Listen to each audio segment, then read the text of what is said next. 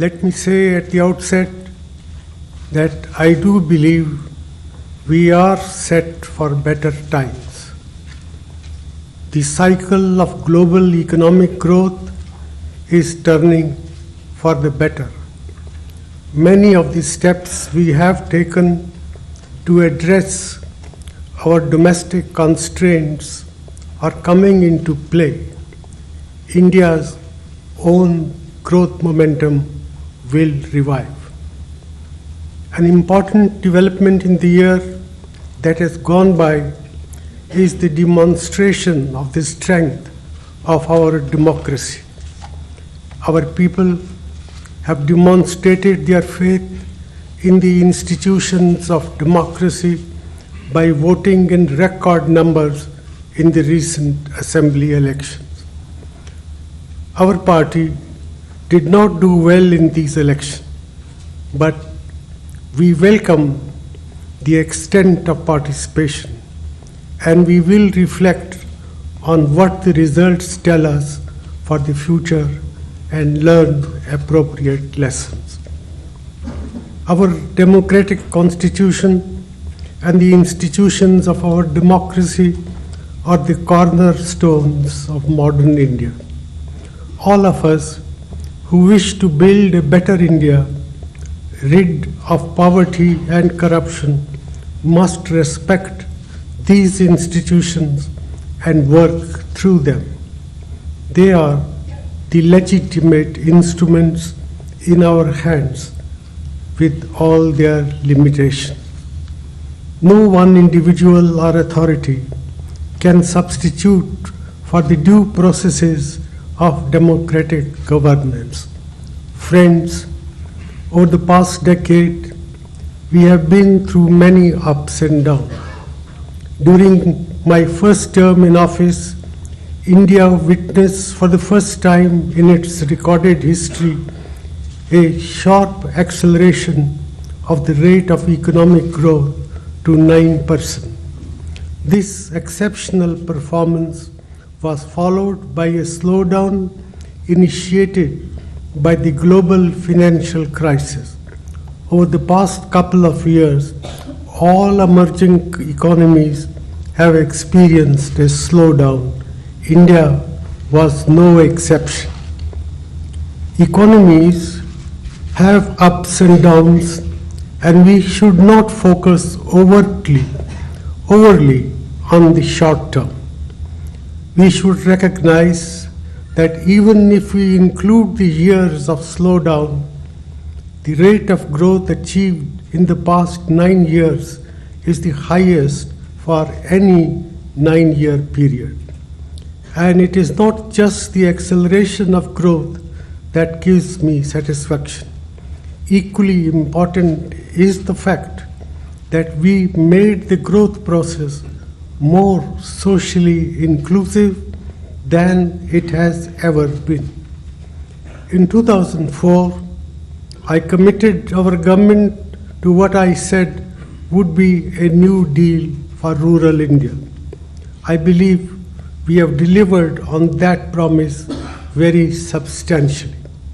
We followed farmer-friendly policies, including raising support prices for farm produce, expanding credits to farmers, and through increased investment in horticulture, in rural development and rural infrastructure, especially roads and electricity. The Mahatma Gandhi National Rural Employment Guarantee Scheme has assured agricultural laborer of a floor and has increased their bargaining power. Improved delivery of health and education services is giving new hope to our brothers and sisters living in rural areas of our country. These initiatives have ensured that agricultural GDP has grown faster than ever before. India has become one of the world's largest producers of food grains, sugar, fruits and vegetables, milk, and poultry. Rural wages have increased in real terms much faster than earlier. Rural real consumption per capita has increased 4 times faster.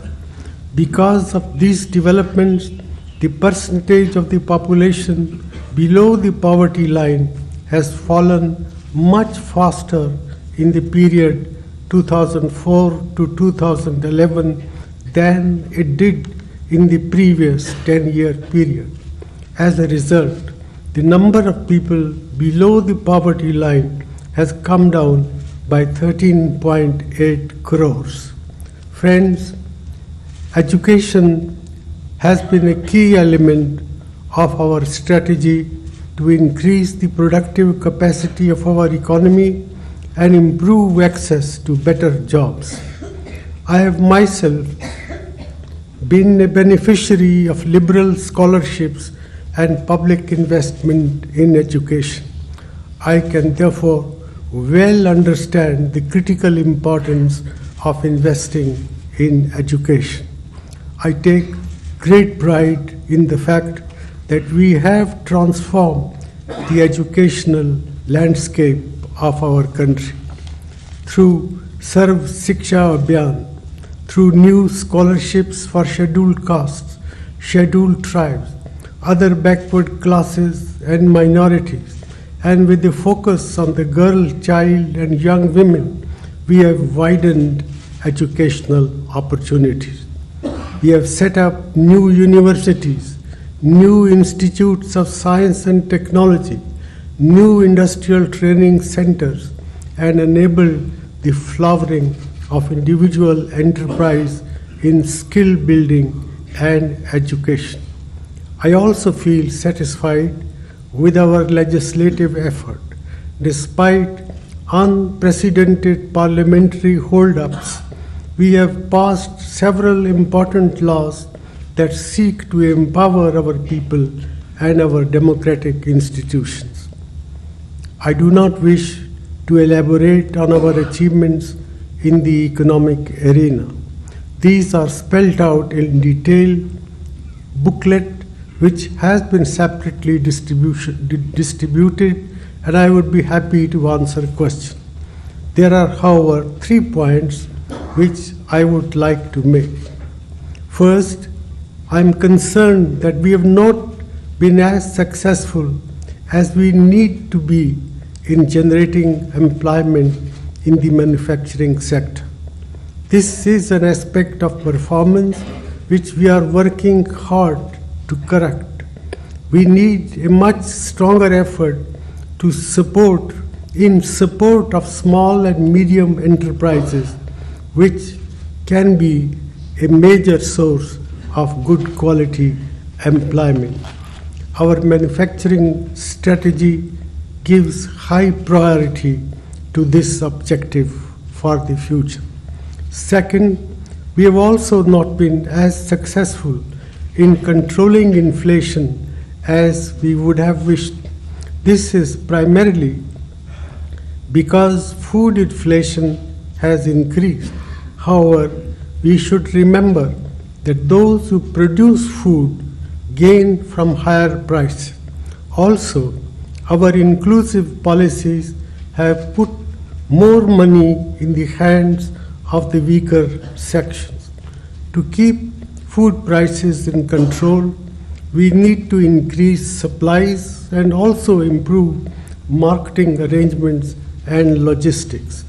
This is especially important for items which are perishable, such as fruits and vegetables. Much of this work lies in the domain of the states. I am happy to say that the Food Security Act that we have passed will, to some extent, shield the common man from rising food prices.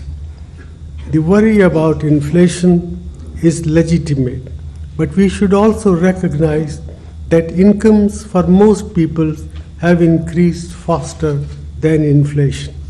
I have already mentioned that real wages in rural areas have increased faster than before.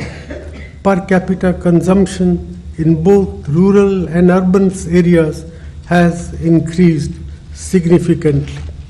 Third, we are deeply committed to the objective of combating corruption.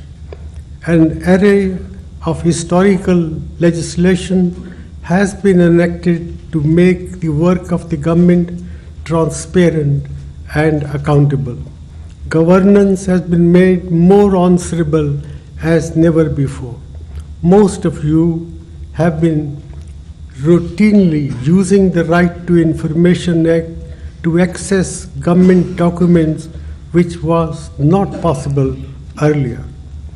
There is much public concern on high-profile allegations of corruption, notably in regard to 2G spectrum allocations, coal block allocations, and cases related to land. We have taken major steps to change the existing procedures for allocation of spectrum and coal by shifting to auctions so that these problems do not arise in future. Where some decisions taken earlier when allocations were made administratively have come under question, they are being investigated. Any wrongdoing will be punished through due process of law. Land issues are in the domain of state governments, and we have consistently advised state governments to ensure transparency in these cases. Let me conclude with a few words about the external environment. The one lesson we shall all learn from our experience over the past decade is that the world around us is becoming more challenging. This is both a function of our greater integration with the world and of the international community's expectations from a rising India. This is India's manifest destiny. We should recognize it as such and learn to deal with it.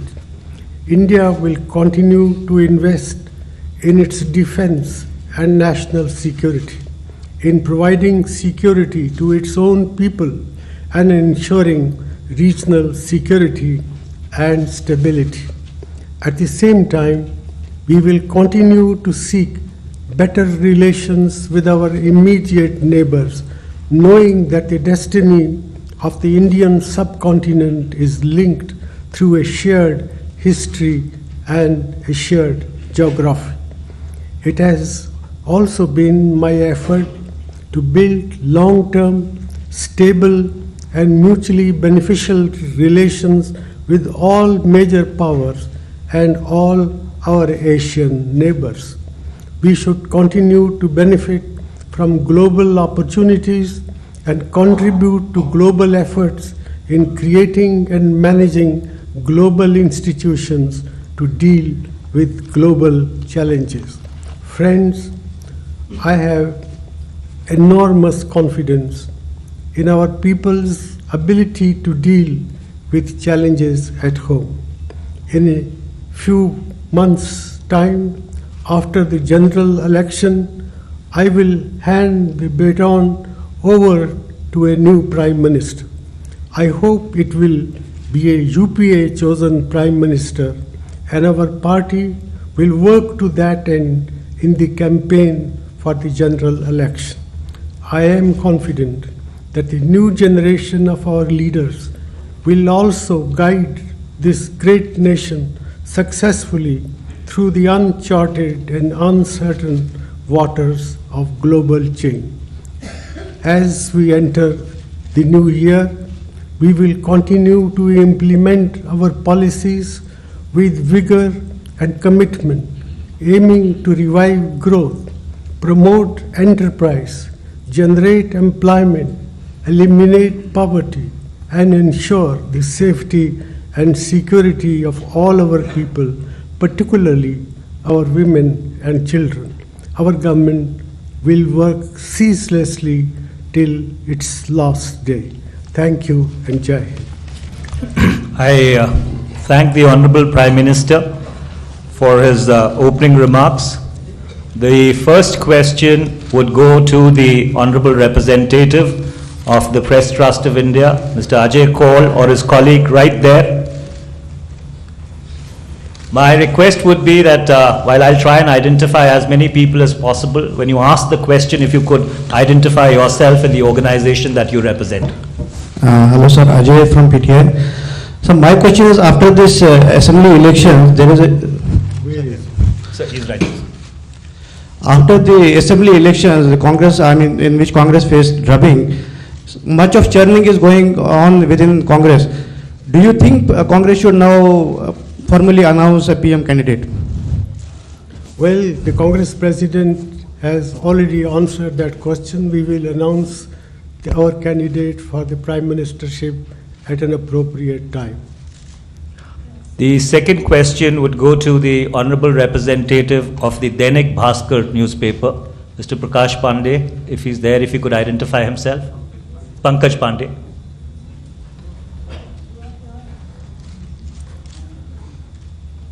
प्रधानमंत्री जी, पहले आपको बधाई। आपने कहा है कि अब नया प्रधानमंत्री होगा आपके 2 टर्म पूरा करने के लिए। आपको मेरा सवाल है कि यूपीए 1 से यूपीए 2 तक लगातार एक के बाद एक करप्शन के इश्यूज आए हैं। आपकी मिस्टर क्लीन की जो इमेज थी, आपको नहीं लगता कि आप जब कुर्सी छोड़ने को हैं तो वो इमेज दागदार हुई है और उसकी वजह से इस देश में एक नई पार्टी, आम आदमी पार्टी जैसे दल ने जन्म लिया है? Well, as far as the charges of corruption are concerned, most of these charges relate to the period of UPA 1. The coal block allocations as well as the 2G spectrum allocation, they were both in the era of the UPA 1. We went to the electorate on the basis of our performance in that period, and the people of India re-entrusted. The people of India gave us the mandate to govern for another 5 years. So whether these issues which have been raised from time to time by the media, sometimes by the CAG, sometimes by court, one must never forget that they belong to a period which was not the period of UPA 2, but period relating to previous 5 years, and the people of India entrusted us with new responsibilities, knowing full well. So the people of India do not seem to have paid heed to all these charges of corruption which are levied against me or for my party. The third question would go to the representative of the Times of India, Mr. Rajiv Deshpande. Sir, if, Rajiv You'll have to Deshpande. switch on the mic. Hello. Yeah. Sir, Rajiv Deshpande from Times of India. Sir, you've just said that these many of these corruption cases related to UPA 1, and thereafter you return to power and you're completing your second term in office. At the same time, sir, these scandals, whether it's Commonwealth Games, 2G or coal allocations, have cost your government a great deal. So when you look back at it, were there some things that you would rather have done differently, and what would they be? Well, I feel somewhat sad because I was the one who insisted that spectrum allocations should be transparent, it should be fair, it should be equitable. I was the one who insisted that coal block allocations should be allocated on the basis of auctions. These facts are forgotten. The opposition has a vested interest. Sometimes the media play into their hands as well.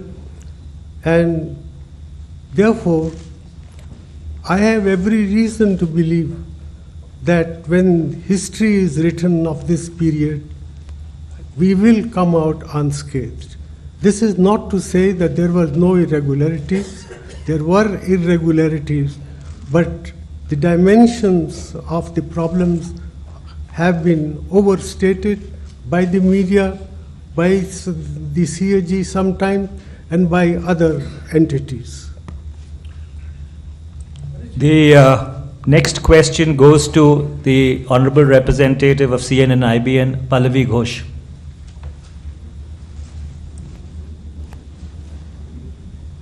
I'm Pallavi, I'm from CNN-IBN. Need to switch on the mic, please. It's on. I'm Pallavi, I'm from CNN-IBN, sir. You did indicate in your opening speech that you rule yourself out of a third term should the UPA come back to power. So is it Rahul Gandhi's time? Would you want him to be named as a prime ministerial candidate? And do you rule out an active political life after 2014 elections for yourself? Well, I have indicated in my opening remarks that I am not going to be a candidate for the prime ministership if the UPA were to come back into power.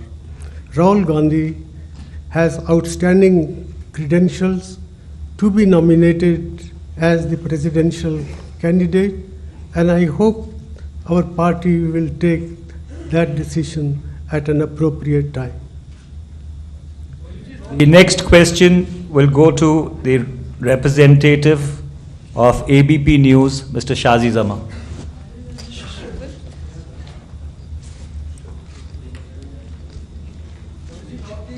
I'll come to everybody.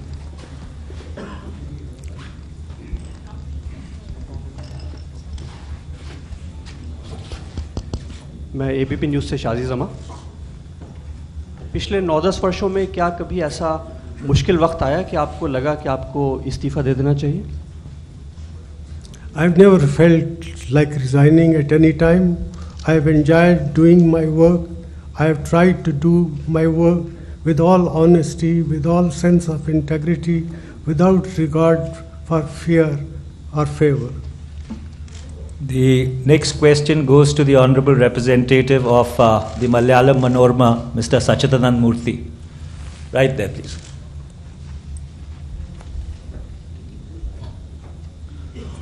Sir, Sachidanand Murthy here. So basically looking at UPA 1 and UPA 2, UPA 1 benefited from having a common minimum program, an active coordination committee, but you jettisoned that for UPA 2. Did it come in the way because you shed very valuable allies like Trinamool and DMK? Do you think by hindsight, do you think UPA 3, if it comes to power, should have a CMP? Well, it's too early to judge the shape of things to come for UPA 3. I am confident that when the time comes, there will be enough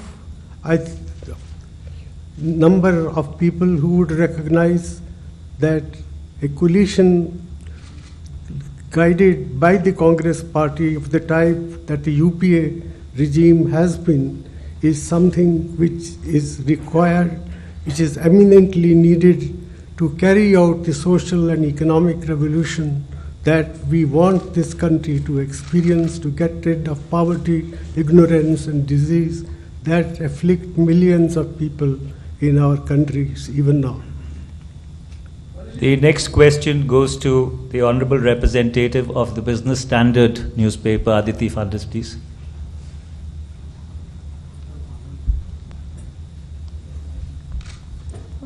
Prime Minister Aditi Phadnis from the Business Standard newspaper. The Congress defeat in the assembly elections, in a review of chief ministers, many chief ministers, most of them in fact said that their defeat was because of price rise. So does it hurt that all the blame is being laid at your door? And also, we noticed that the diesel prices have not been hiked this year. We also hear that subsidized gas cylinders, the number has already gone up from 6 to 9, and it's likely to go up to 12. So does this mean your government is reviewing its policy on subsidies as a fallout of the defeat in the assembly elections?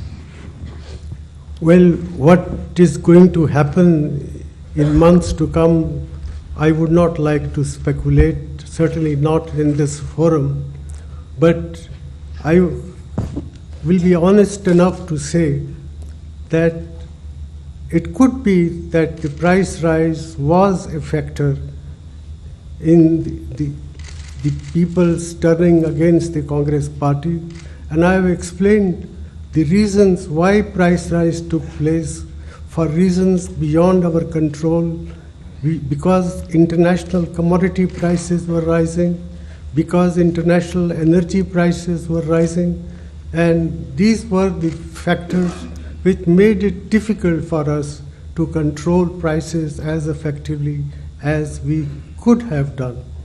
But having said that, I would also like to say that we have taken enough measures to protect the weaker sections of our economy and our society against rising prices. The public distribution system has been stabilized. Prices of public distribution food grains have not been increased since 2003.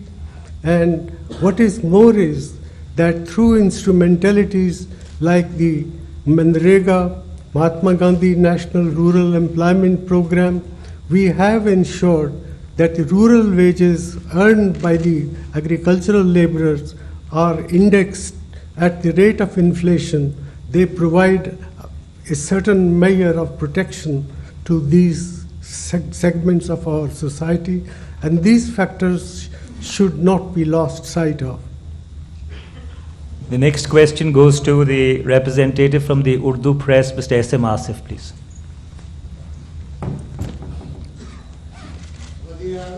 आपसे मेरा सवाल है कि Sachar committee की report पर जब manifesto आपका आया था तो आपने कहा था हम लागू करेंगे।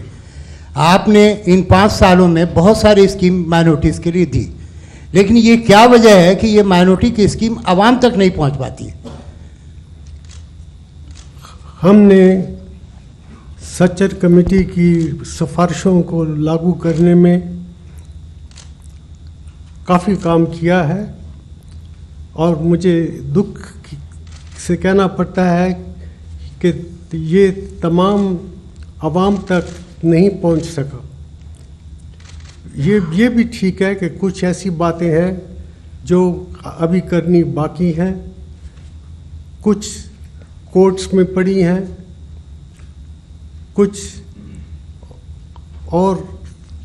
प्रॉब्लम्स आई हैं जिसकी वजह से और चीज़ें को लागू नहीं किया जा सका।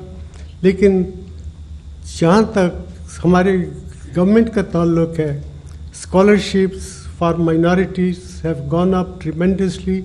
Maulana Azad fellowships have increased substantially, and the program for multidisciplinary approaches to minority concentrated districts in 90 districts of our country have been put in place. So enough has been done, but I would be the last person to say that there is no scope for doing more. The next question goes to the Honorable Representative of the Dainik Jagran newspaper, Mr. Rajkishore. Right there, please. प्रधानमंत्री जी नमस्कार, मैं राजकिशोर हूं दैनिक जागरण से। मेरा प्रश्न है, पिछले 10 वर्षों में आप पर सबसे ज़्यादा चुप रहने के आरोप लगे हैं। कांग्रेस पार्टी में भी ये कहा जाता रहा कि आप सही समय पर राजनीतिक जवाब नहीं देते हैं। आपको ऐसी क्या थी जो रोके रही 10 वर्षों में, और ऐसी कोई कमी आपको लगती कि किसी वक्त पर आपको बोलना था और आप वहाँ पर नहीं बोल सके? जहाँ तक बोलने का सवाल है, जब भी ज़रूरत पड़ी है पार्टी फोरम में मैं ज़रूर बोलता रहा हूँ और आगे भी बोलता रहूँगा। The next question goes to the representative from the Hindustan Times, Mr. Shubhodro Chatterjee. If I get the name correctly, right there, please.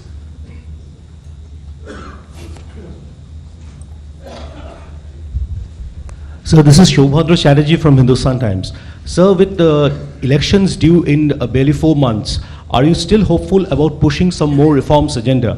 And if so, sir, what will be your priorities? Well, reform is not an event, it is a process. And therefore, so long as we are in power, we will continue to push the cause of reform wherever there is scope for it and if the circumstances permit to go forward. The next question goes to the Honorable Representative of the Times Now, Navika Kumar, please.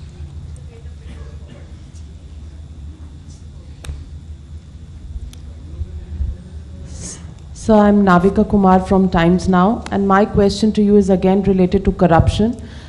You, time and again, every year, have written to your ministers to write down and submit to your office all their business interests so that decisions taken by them can be transparent. Now we see a similar example happening in a Congress-ruled state in Himachal Pradesh. Veerbhadra Singh sitting in cabinet meetings deciding on issues that are related to a company when his family and he himself have business involvement with that company. Do you think that's proper?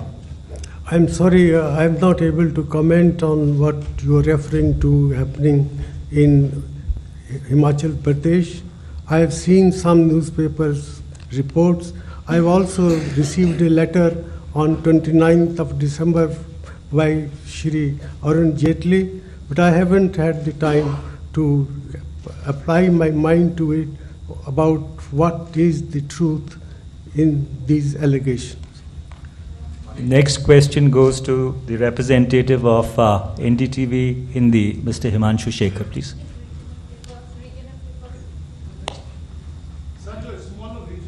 Yeah, well, we will. Prime Minister, sir, I had the privilege to attend your first press conference after you became the Prime Minister. At that time, all of us had this perception that Manmohan Singh has a very clean image, a very non-political person has become the Prime Minister, an economist has become the Prime Minister with a good proven track record. 9.5 years later, how do you think an Aam Aadmi now perceives you as a politician, as a Prime Minister? Well, I am the same person as I was 9 years ago. There has been no change. I say it with all sincerity that I have tried to serve this country with utmost dedication and commitment and with utmost integrity. I have never used my office to enrich or to reward my friends or my relatives. The next question goes to the representative from the Washington Post, Rama Lakshmi, please.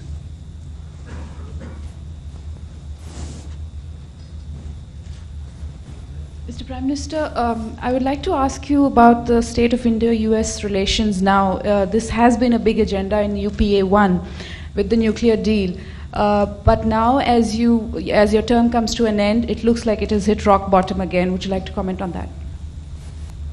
Well, our government attaches highest priority to strengthening the strategic partnership between our two countries.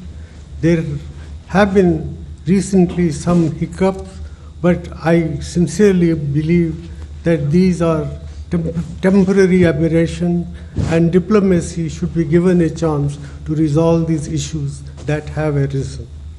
Next question goes to the representative from the DY 365, Rama Sarma. Please. Thank you, sir. So my question is that difficult terrain is become a very common region by those government implementation, project implementation agency in the northeast, whether it is the border incomplete Indo-Bangladesh border issue or incomplete Silchar Lamding Board Conference railway project. So what is the things that do you feel, your government has ever tried to overcome this difficult terrain issue? I have not understood it. Difficult terrain is always a common phrase for the government project implementation agency in the northeast. What she's saying terrain, is yeah. that, the difficult terrain. Whether it is incomplete border issue, last mile. Well, incomplete fencing of the border issue. Well, that's very true. I mean, if you're talking about fencing of the border. Yeah, and the incomplete other project also in the Assam or northeast. I think fencing and some of these other projects have been facing some difficulties because of difficulties of terrain. There is no doubt about that. Sure, can I ask one more question regarding the animals distincts, rhino killings, sir? It is very important for us. So rhino killings has become rampant in Assam. Assam government raised forest guard, forest battalion to stop this, but still this is going on. Do you feel central government should step in to protect rhino? Rhino is a national asset. Every effort should be made and will be made to protect this precious animal. The next question goes to Mr. Alok Mehta, please.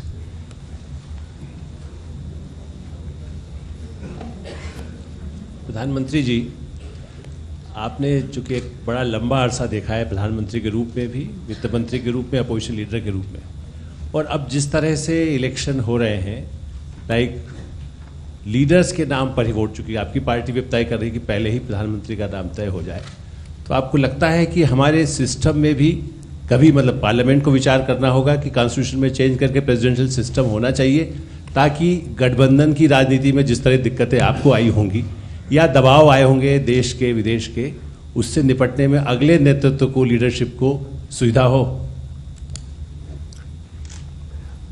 I haven't thought through this question in any depth, but it is my preliminary reaction that the parliamentary system of government is the best suited for a country of India's complexity, of India's diversity, that a presidential type of system would be counterproductive.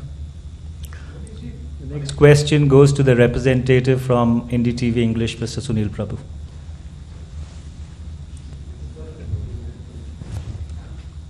Mr. Prime Minister, sir, my question is very simple and straightforward on the issue. I know there have been a lot of questions on corruption, on various other issues, but personally for you, many will accuse you, as you said, history has to be kind and look at you and you'll come out unscathed, but many will look at you personally as being unable to actually act or rein in your own cabinet ministers.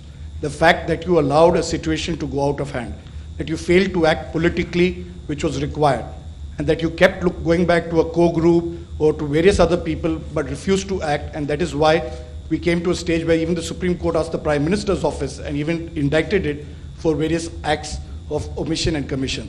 So how do you respond to that politically, and how do you see your legacy because of the failure of you to act in a Well, I honestly believe that history will be kinder to me than the contemporary media or for that matter the opposition parties in parliament. But about the fact that you failed to act personally and rein in your own cabinet ministers? I cannot, I think, divulge all the things that take place in the cabinet system of government. I think, taking into account the circumstances and the compulsions of a coalition polity, I have done as best as I could do under the circumstances. The representative from Z News, please.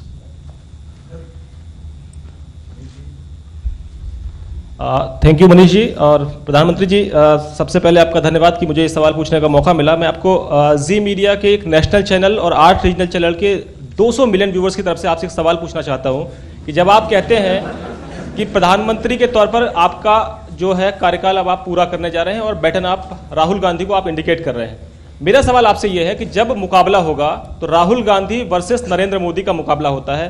Naturally आप राहुल गांधी के साथ खड़े होंगे क्योंकि आपकी party के, लेकिन क्या आप मानते हैं कि मुकाबला बराबरी का होगा और 2014 में वाकई आप राहुल गांधी के नेतृत्व में सरकार बना पाएंगे या आपको विपक्ष में बैठना पड़ेगा? Thank you very much. I have full confidence that the next Prime Minister will be from the UPA coalition, and that without discussing the merits of Mr. Narendra Modi, I sincerely believe that it would be disastrous for the country to have Narendra Modi as the Prime Minister.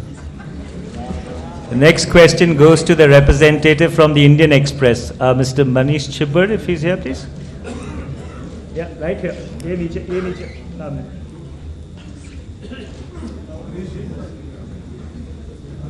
Hello, sir. Manish Chibber from Indian Express. Sir, the BJP and Mr. Modi's, charge against you is that you have been a weak prime minister. So, do you think, your party has a role to play in that projection of this view? Well, I do not believe that I have been a weak prime minister. That is for the historians to judge. And the BJP and its associates may say whatever they like. But if by strong prime minister you mean that you preside over the mass massacre of innocent citizens in the streets of Ahmedabad, that is the measure of strength. I do not believe that sort of strength this country needs, least of all in its prime minister. The representative from the Hindu, Mr. Praveen Swami, do I see him? Right there, please. Prime Minister, Praveen Swami from the Hindu, on a slightly different topic. It's been widely reported that in your first tenure, you were on the verge, by some accounts, of a historic deal with Pakistan on Jammu and Kashmir. When you look back on your 2 terms, will you feel historic opportunities were missed? And do you believe the prospects of durable peace settlement will still remain in reach for your successor? Well, I have tried to improve relations with all our neighbors to the best of my ability. And at one time, it appeared that important breakthrough was in sight. Events in Pakistan, for example, the fact that General Musharraf had to make way for a different setup, I think that led to the process not moving further. But I still believe that good relations between India and Pakistan are very essential for this subcontinent of ours to realize its full development potential, to get rid of poverty, ignorance, and disease, which has been the inevitable lot of millions and millions of people in this subcontinent of ours. And now the representative of the public broadcaster, the person from Doordarshan, please. There he is. प्रधानमंत्री जी, मैं अशोक श्रीवास्तव हूँ, DD news से। प्रधानमंत्री जी, जब आप वित्त मंत्री थे तो आप जो आर्थिक उदारवाद की जो नीतियाँ शुरू की, आपकी वित्त मंत्री के रूप में उस विरासत को आज भी देश याद करता है। अब आज जबकि आपने ऐलान किया है कि अगली बार आप प्रधानमंत्री पद की दौड़ में नहीं होंगे, तो प्रधानमंत्री के तौर पर आपकी विरासत को, आपको क्या लगता है देश कैसे याद रखेगा? और इसके साथ एक छोटी सी चीज़ और जोड़ना चाहूँगा कि पिछले 10 सालों में आपकी उपलब्धियों का लेखा जोखा तो इसमें है, लेकिन आपको क्या लगता है क्या 10 सालों में आपने मिस किया जो आप हासिल करना चाहते थे देश के लिए, जो आप हासिल नहीं कर पाए इन 10 सालों में? Well, I have done as well as I could under the circumstances. It is for the historians to judge how successful I have been. My own feeling is that we have maintained and sustained the momentum of rapid economic growth. And if you look at the period of 9 years that we have completed, compare it with the preceding 6 years of the NDA, I think it emerges very clearly that in most indicators of performance, our performance has been superior to that of the NDA period. The representative from the digital media, Sheila Bhatt from the Rediff, please. Right there.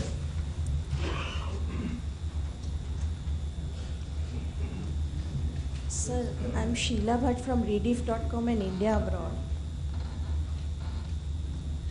Sir, do you think the experiment of the dual center of power, where the party president was more powerful than the PMO, has worked very well in last 10 years?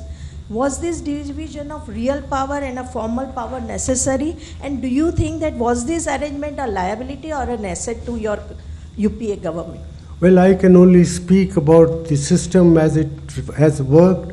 I sincerely believe that an arrangement where the Congress President and the Prime Minister do not happen to be the same person, in the circumstances, it has worked exceedingly well.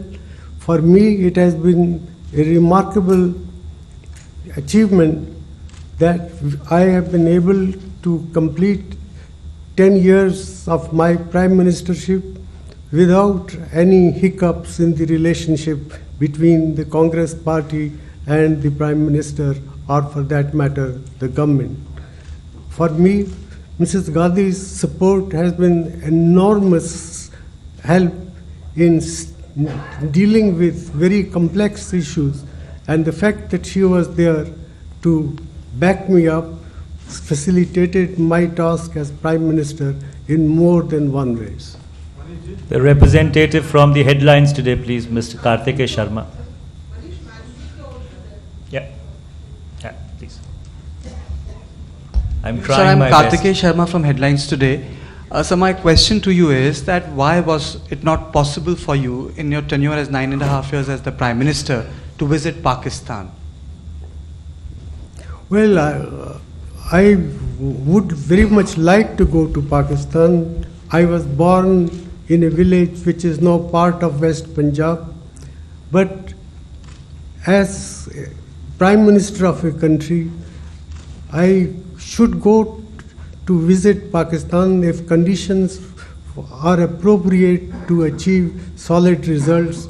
I have thought of it many times, but ultimately I felt that the circumstances were not appropriate for my visit. I still haven't given up hope of going to Pakistan before I complete my tenure as Prime Minister.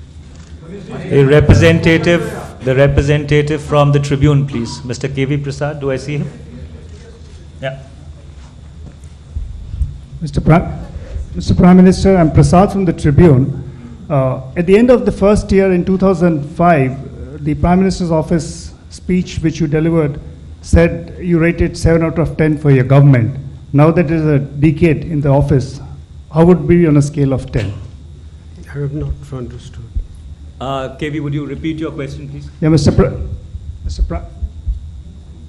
Yeah, can you hear me, please? Yeah. Yeah, Mr. Prime Minister, at the end of 2005, the PMO speech said you rated your government 7 out of 10. Now that 10 years in office have been completed, how would you rate it on a scale of 10? Well, it is for you people to judge me. As far as I am concerned, I feel I have done reasonably well. The growth process that we sustained in the last 10 years, despite the global financial crisis, despite the Eurozone crisis, and considering also what is happening in other emerging countries like Brazil, like South Africa, like Indonesia, I don't think ours is a story which can be described as non-successful or eventful. The next question goes to the representative of the Outlook magazine, Sabha Naqvi, please.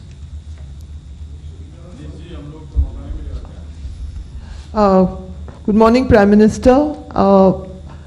When you came in with this very clean image, and now 10 years have gone past, and we have another political phenomenon in Delhi, which is the Arvind Kejriwal Aam Aadmi Party phenomenon, which has also asked for a review of electric companies.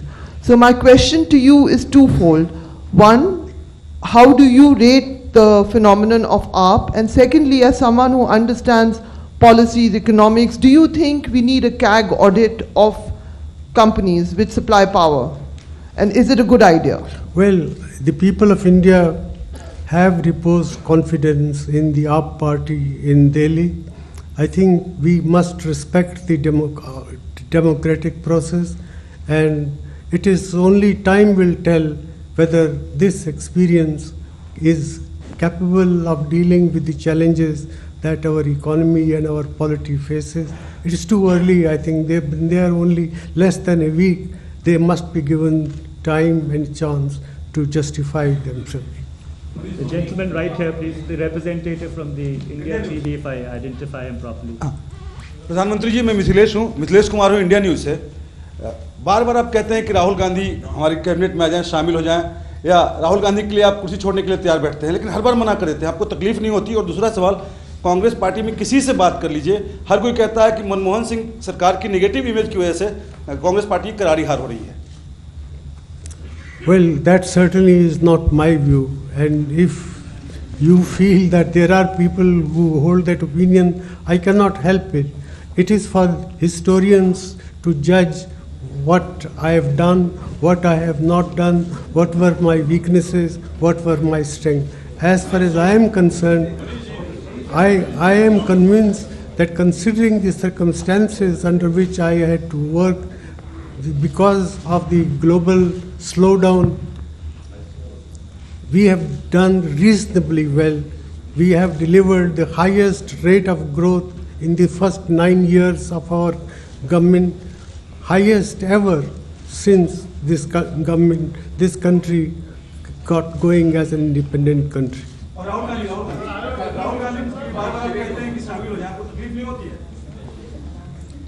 No, I have always felt that our government would have been strengthened if Rahul Gandhi was part of the government, but Rahul felt that he had responsibilities to the parties which did not permit him to join the government, and I respect his sentiment.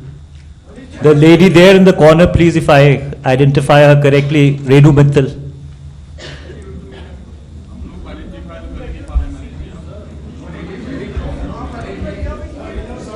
Hello. Mr. Prime Minister, good afternoon. It's, I think, afternoon now.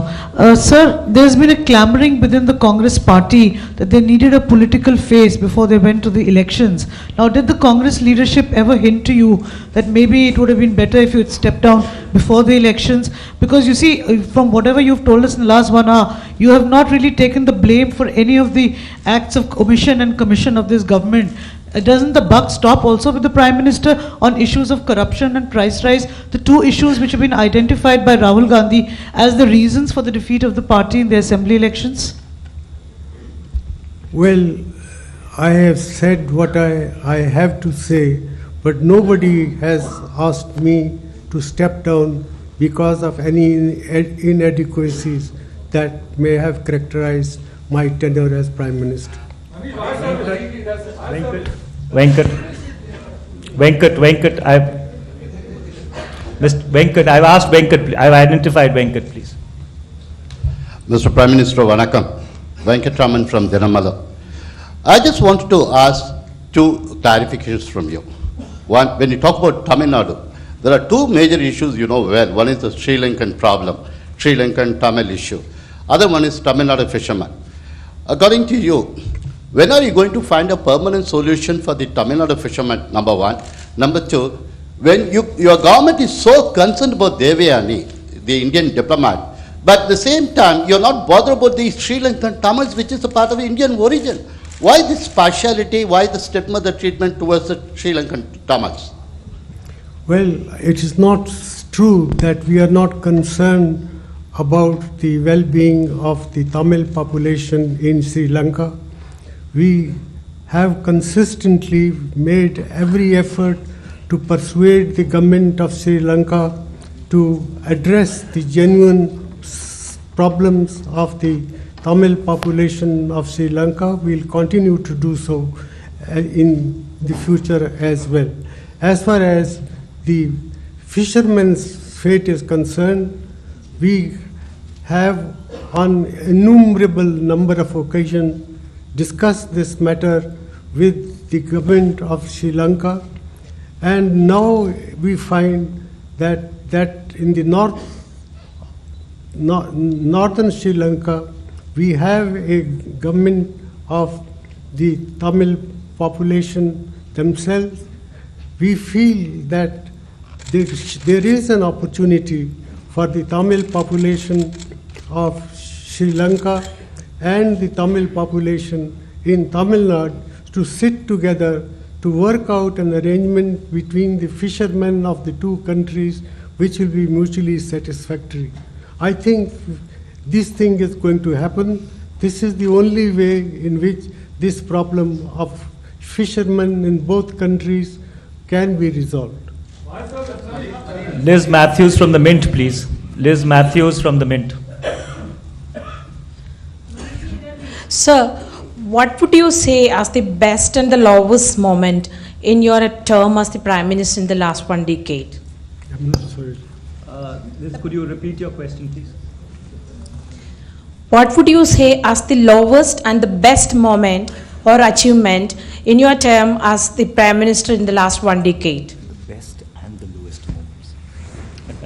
Well, I will need time to reflect on this, but certainly I think for the best moment for me was when we were able to strike a nuclear deal with the United States to end the nuclear apartheid which had sought to stifle the processes of social and economic change and technical progress of our country in many ways.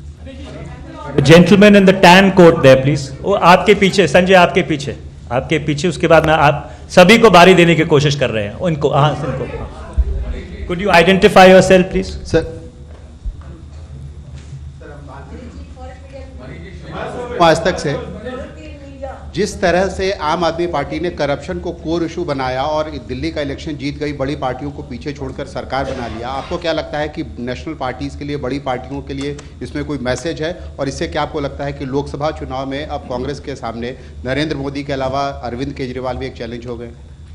Well, corruption is an issue, and certainly the AAP party has been able to make a success of their concern for eradication of corruption. Whether they will succeed or not, I think that only time will tell. I have a feeling that dealing with corruption is not an easy process, even though there may be opportunities as well as challenges. We must collectively grapple with the task of dealing with corruption. This is not a matter which only one party can accomplish. Various political parties have to work together to deal with this monster. Mr. Harish Gupta from the Lokmat, please. Mr. Prime Minister, my name is Harish Gupta.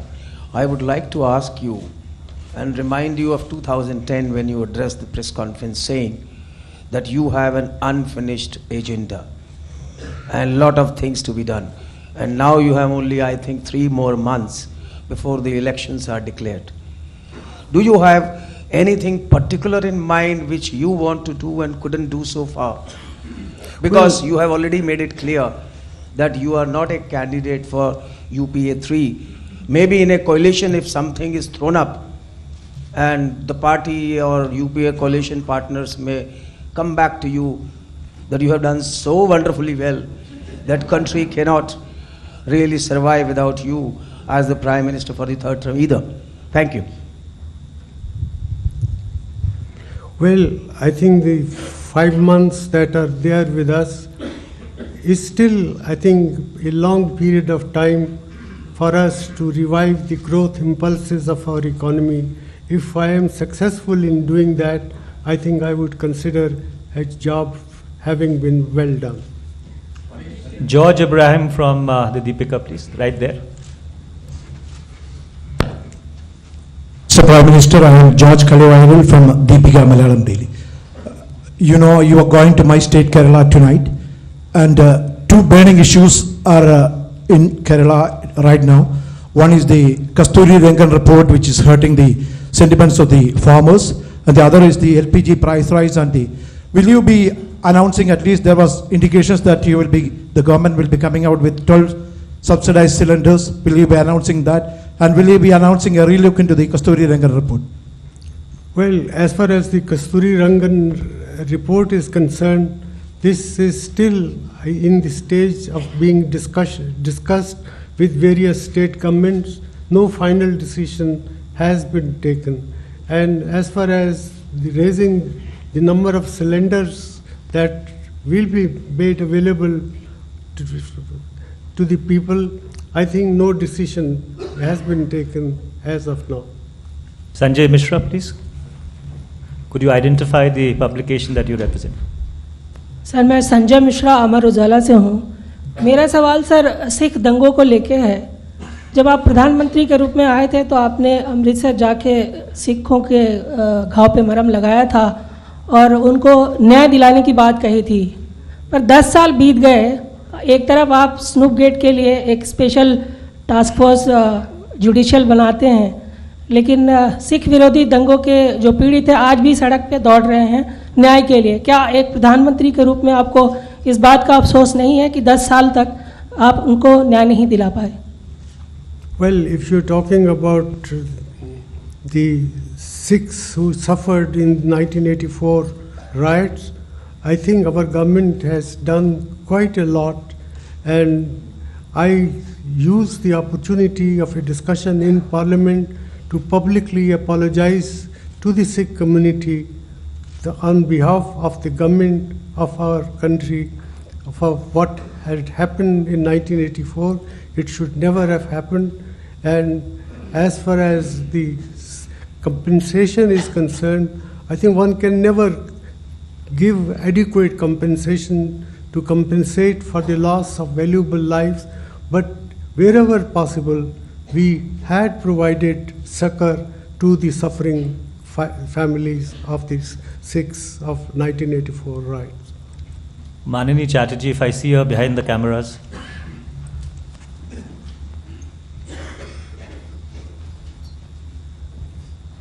Prime Minister, sir, I'm Manini Chatterjee of the Telegraph.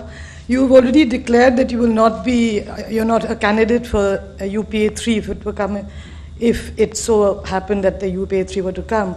But you've also said that Narendra Modi as Prime Minister would be disastrous for the country.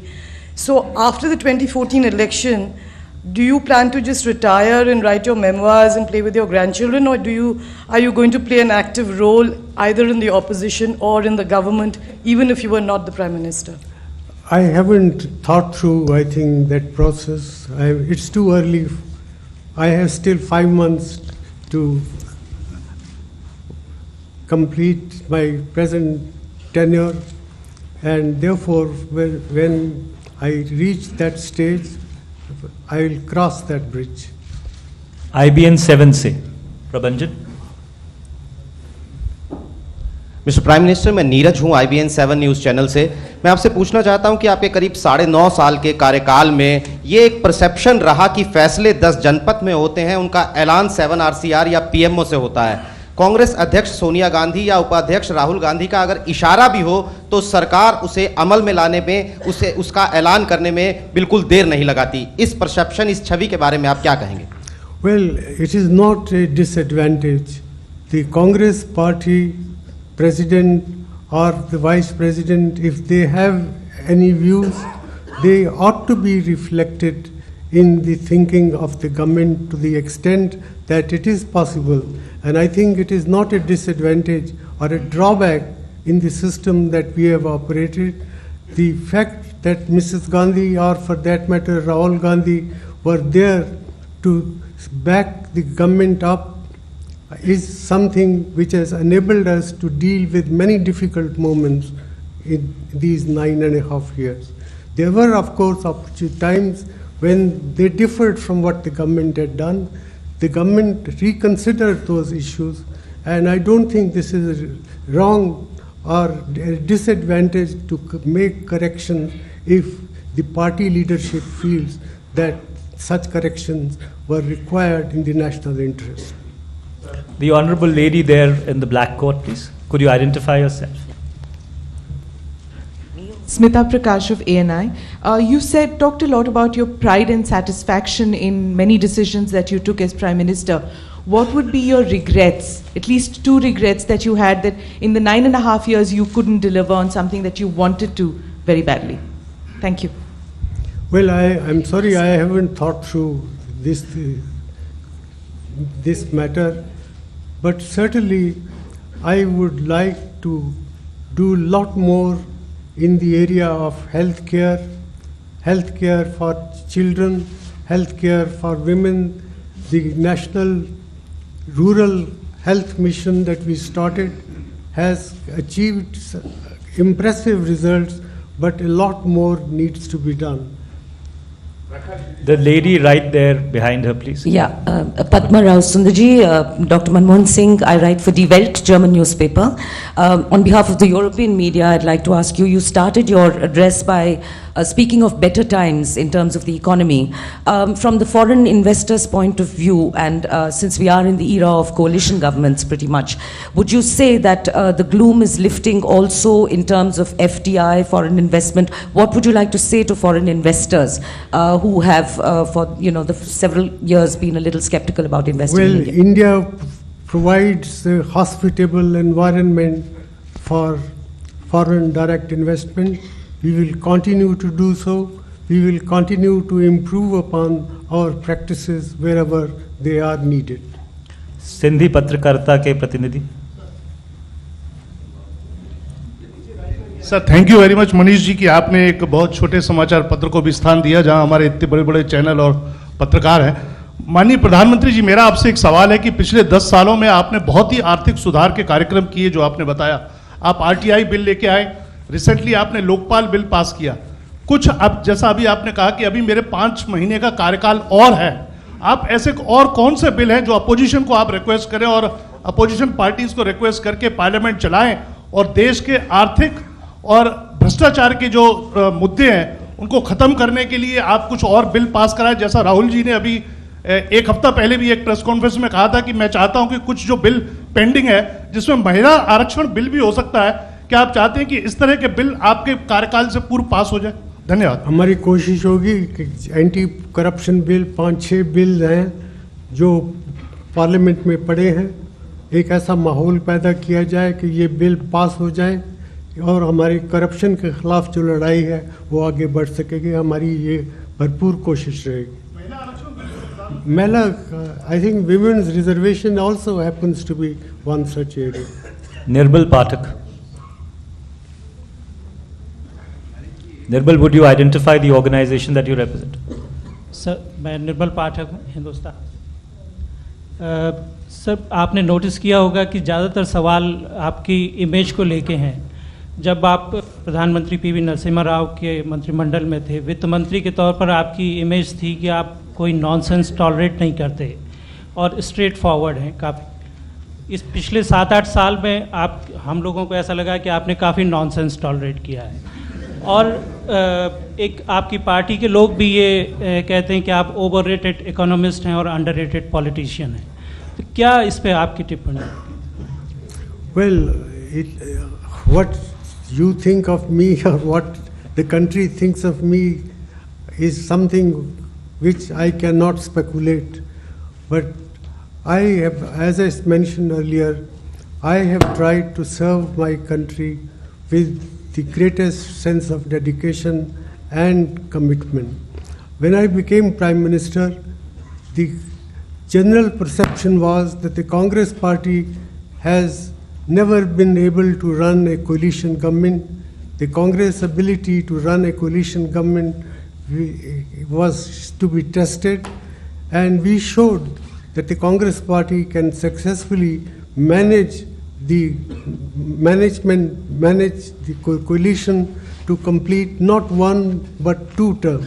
Now in the process there have been, I think, some compromises, but I can assure you that those compromises related to peripheral areas, they do not in any way affect our ability or our keenness to deal with national problems with the objectivity that is necessary.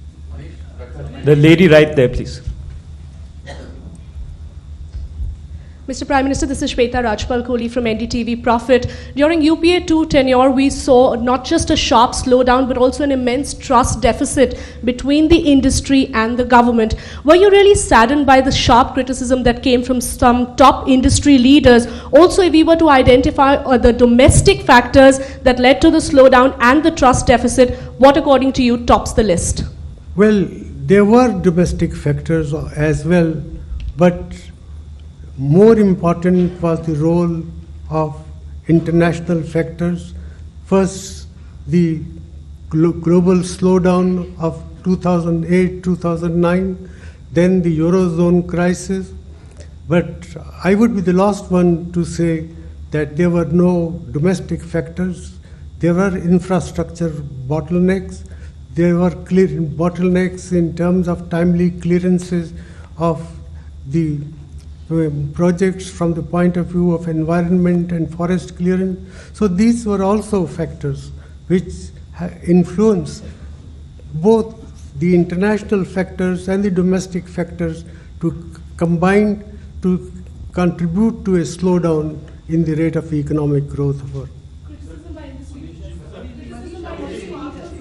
Pardon? Sanjeev Trivedi, please. प्रधानमंत्री जी, मैं सहारा India media को represent करता हूं और मेरा नाम संजीव त्रिवेदी है। पिछले दिनों जब 4 राज्यों में चुनावी हार हुई कांग्रेस की, तो आपके पार्टी के लोग भी ये मानते नजर आए कि दरअसल ये विपक्ष की उपलब्धि नहीं है, बल्कि केंद्र सरकार कई मुद्दों पर, कई संजीदा मुद्दों पर नॉन परफॉर्मर साबित हुई और इस कारण से हार हुई। इस आलोक में मेरा आपसे ये सवाल है कि क्या आप अपने मंत्रियों का पीरियोडिक अप्रेजल करते हैं, और अगर ऐसा है तो क्या उसका बारीकी से रिव्यू भी होता है, और आपको लगता है कि इस तरह के रिव्यू को सार्वजनिक किया जाना चाहिए ताकि पता चल सके कौन मंत्री या कौन मंत्रालय नॉन परफॉर्मर हुए? Well, it is an ongoing process. My office monitors all major sectors, particularly the infrastructure sectors, and if there are any weaknesses in the functioning of any one particular sector or ministry, these things are discussed in the cabinet from time to time. The gentleman right there, please. In the second row, right here. Yeah, please.